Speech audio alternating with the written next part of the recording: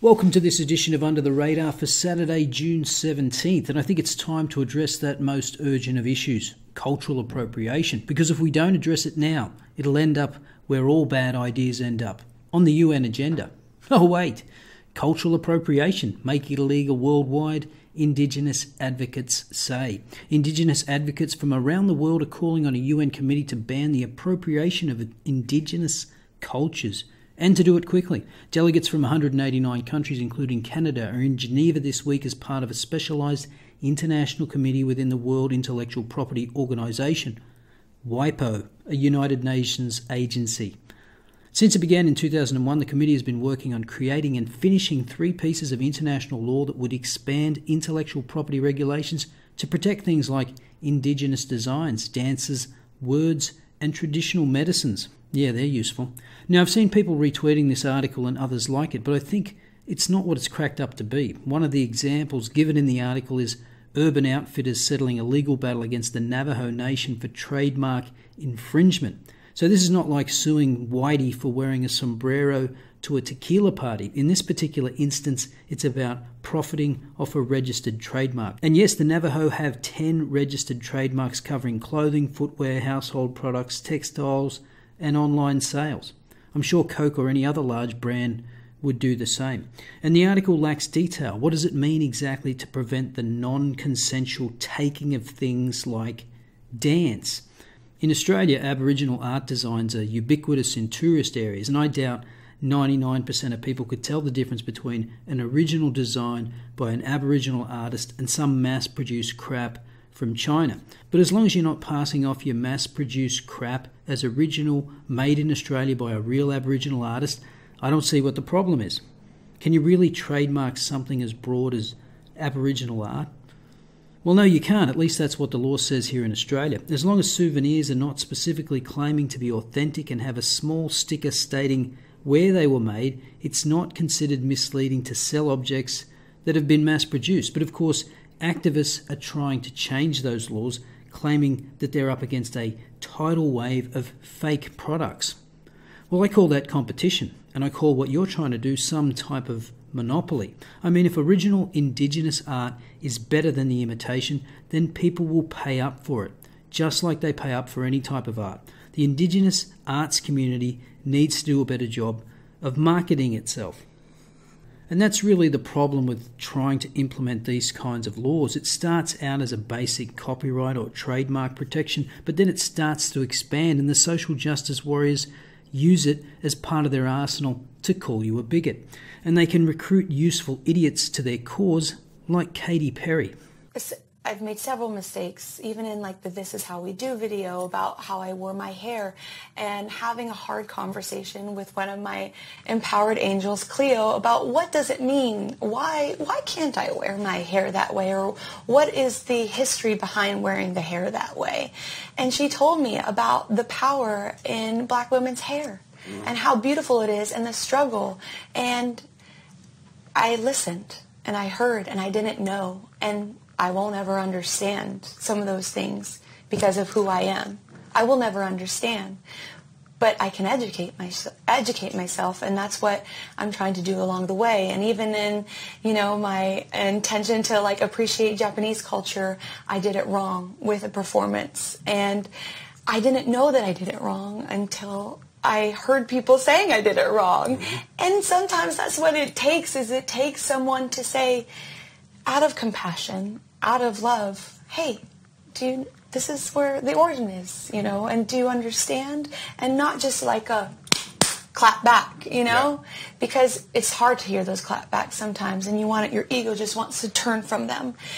Well, she may have got rid of the cornrows, but now she's appropriating lesbian feminists. Well, if we're not allowed to enjoy or celebrate another culture, then the inevitable retort will be, hey, stop appropriating my mode of transport, my technology, my system of governance. Look, this is my mortar and pestle. When I get done making this video, I'm going to make some pad kapao. Oh, sorry, I appropriated Thai language, and then I'm going to rub salt into the wound by eating Thai food. Just like identity politics, cultural appropriation is divisive. It doesn't bring people together, it segregates them. And like most social justice causes, it's a group of loud activists pretending to speak on behalf of others.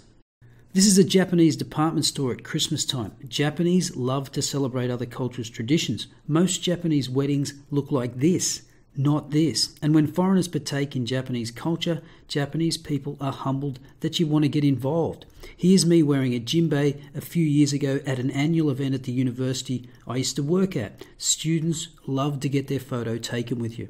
Now, you may recall the case of Yasmin Abdel-Magid, who threw a tantrum at the Brisbane Writers' Festival and stormed out of a speech by author Lionel Shriver because she ridiculed the notion of cultural appropriation.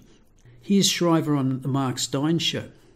I have so little time for the concept of cultural appropriation, meaning that as it applies to my occupation, it means that you don't have the right to assume that you know what it's like to be someone other than yourself, which is what fiction writers do.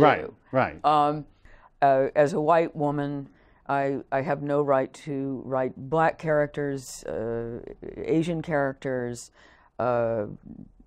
transsexual characters, and perhaps even male characters. Right. And ultimately, you don't have to take this very far until all you can write is autobiography. Right.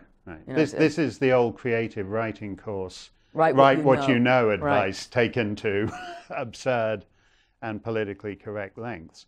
But what's odd is that it should be contentious at a writers' festival. That's what I found so shocking. I found it shocking that my remarks were shocking. Right. They should have had no impact whatsoever. I thought that what I was saying was utterly self-evident, that fiction writers have to be allowed to write fiction. Right. Duh.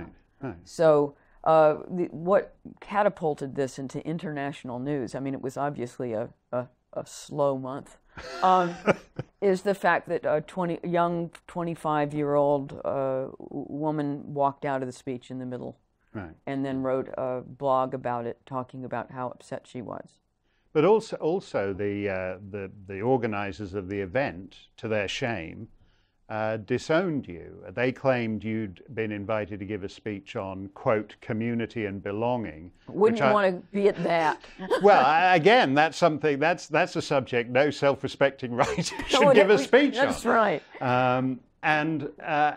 But they took down your speech from the website. They immediately organized an event, a right of reply event to the speech. Right across the hallway from my own solo event of the festival.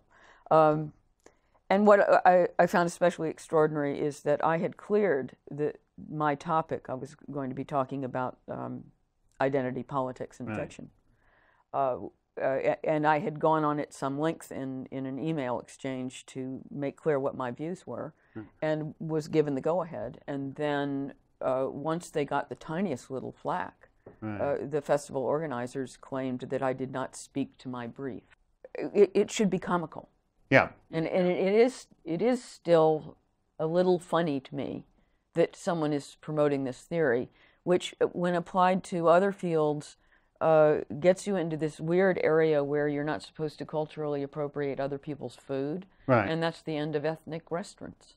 Which is, funnily enough, whenever you ask people about multiculturalism, they say, oh, it's absolutely marvelous. I mean, I remember when you couldn't find a Thai restaurant in town. In fact, that's the main justification for large amounts of immigration in urban areas. It's like, look at this row of eateries and the incredible variety.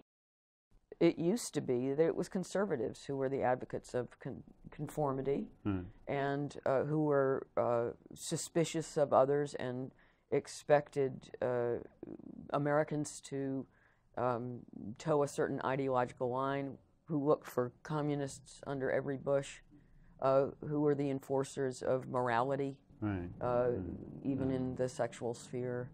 Everyone had to go to church, all that. That's what I grew up with. And now it's the left that is the force of conformity. It is the left that tells you what morals you have to hew to, what kind of language you're permitted to use. and what you're supposed to think. Yeah, yeah. And it's no longer a conversation. Yeah. It's, you have to think that, and if you don't, basically not thinking that is an arrestable offense. And you absolutely do not have a right to voice a difference of opinion. I think one of the things that really took this poor woman in Brisbane aback, the one who walked out, about my speech, is I was not reiterating everything she heard around her and everything she had been told to believe, that it was a difference of opinion, right? And that was no longer acceptable. The left, especially in privileging this, the first person emotional experience of hurt, right? Is now saying that to say something that someone disagrees with is injurious, and therefore you can't say it. Yeah. I mean, basically everything becomes personal. So you don't have a discussion about an idea anymore. The idea is not out there. It is now all personalized. I have the idea. I feel that my idea is right. And if you say that my idea is wrong, then my feelings are hurt, and you have done me a grievous injury, right? Which should not be allowed. And it's really the end of discourse. And that's exactly what these authoritarian leftists want. Groupthink. No discourse allowed. Another alarming aspect of that incident was that the organisers caved as soon as they got the slightest bit of criticism. Lesson number 1. Unless you're wrong, never apologise to these assholes. You won't get any kudos for it. And you look weak. So if you ever come face to face with an idiot that tells you that you can't wear a hat, eat a meal, or partake in someone else's culture, tell them to fuck off. And that you don't need their permission, and you'll do whatever you damn well please.